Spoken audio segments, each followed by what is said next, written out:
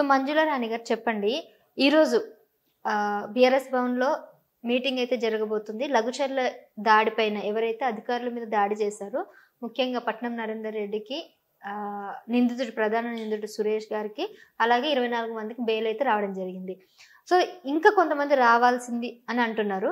అంటే ఇప్పుడు ఈ బెయిల్ విషయం మీద మీరేం చెప్పాలనుకుంటున్నారు? అసలు ఎట్లాంటిదంటే ఈ బెయిల్ మీద ఇక్కడ వరకు రైతులను ఒక టెర్రరిస్ట్ లాగా అరెస్ట్ చేసిండ్రు. అది చెప్పుకోవడానికి కూడా కొంచెం బాధ అనిపిస్తుంది. ఒక రైతులను ఏదో టెర్రరిస్టులను అంటారు కదా, దోపిడీదారులను దొంగలను బట్టినట్టు వాళ్ళని బట్టి ఈరోజు వదిలిపెట్టిపించుకున్నామంటే మళ్ళీ బీఆర్ఎస్ వాళ్ళే ముందడుగు వేసి ఈరోజు రైతులను కొంచెం అది చేసిండ్రు. కానీ బాధ అనిపిస్తుందమ్మా, రైతులను అరెస్ట్ చేసి అసలు తెలంగాణ వచ్చిన తర్వాత రైతును రాజులాగా చూసుకున్నాడు బాపు కేసీఆర్. రాజులాగా చేసిండు కూడా.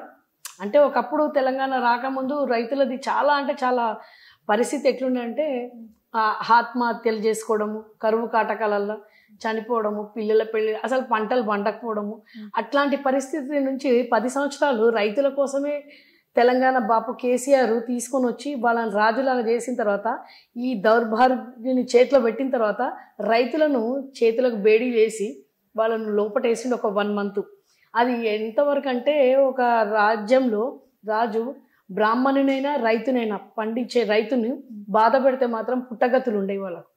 ఈరోజు రేవంత్ రెడ్డి రైతులను అన్నం పెట్టేటోళ్లను వాళ్ళ భూములు వాళ్ళని తీసుకోవడానికే వాళ్ళను అరెస్ట్ చేసిండు. వాళ్ళు ఏమేం దొంగతనాలు చేయలేదు, దోపిడీలు చేయలేదు, ఎవరిని హత్యలు చేయలేదు.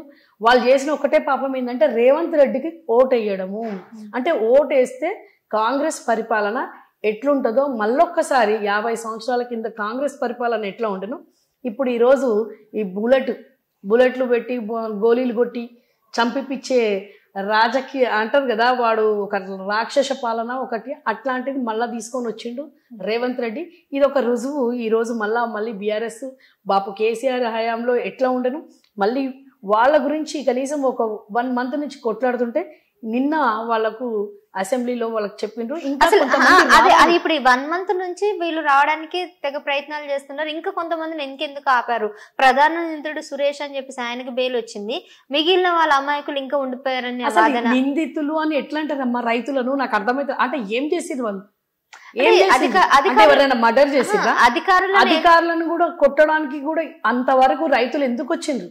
ఈ 10 సంవత్సరాలలో ఎందుకు రాలేదు? ఇప్పుడు ఎందుకు వచ్చిండ్రు? ఈ 1 year లో రైతులు ఎందుకంత విరుద్ధంగా ఎట్లయితే 3 రంగుల జెండా అని చెప్పేసి రేవంత్ రెడ్డి వాళ్ళను చెప్పి కల్లబుల్లి మాటలు చెప్పేసి రైతు బంధు డబల్ ఇస్తా అన్నాడు 15,000, వాళ్ళకు రైతు బీమా లేదు, నీళ్ళు వదిలిపెడతలేడు, వాళ్ళకు కరెంటు లేదు. అట్లాంటి వాళ్ళు ఈరోజు వాళ్ళ భూములు తీసుకుంటా అన్నందుకే కదా రైతులు వాళ్ళ మీద తిరగబడ్డారు. రైతులు ఏం వాళ్ళని చంపడానికి పోలేదు, వాళ్ళని ఏం చేయలేదు, వాళ్ళ భూములు వాళ్ళ ఇవ్వమన్నందుకు వాళ్ళను అరెస్ట్ చేసిండు రేవంత్ రెడ్డి. ఈరోజు వాళ్ళని నిందితులు అని ఎట్లా అంటారు? ఈరోజు రేవంత్ రెడ్డి పెద్ద టెర్రరిస్టు. ఆడే ఒక వాళ్ళు రైతులను ఎట్లా అంటారమ్మా? రైతు వాడు పంట పండించేటోడిని వాడిని అరెస్ట్ చేసి నెల రోజుల నుంచి చిత్ర హింసలు పెడుతున్నారు. మహిళలను పోయి నైట్ పూట పోయి పోలీసు వాళ్ళతో అరాచకంగా వాళ్ళను అసలు ఎట్లా అంటే భూములు పేపర్లు ఇవ్వమని చెప్పేసి వాళ్ళకి లైట్లు బంద్ చేసి అసలు ఎక్కడ పోయింది తెలంగాణ మళ్ళీ అర్థమైతే లేదు తల్లి. ఈ 1 year లో చుక్కలు చూపించిండు ప్రజలకు. సబ్స్క్రైబ్ చేయండి. Please do subscribe to please like, share and subscribe to top Telugu TV.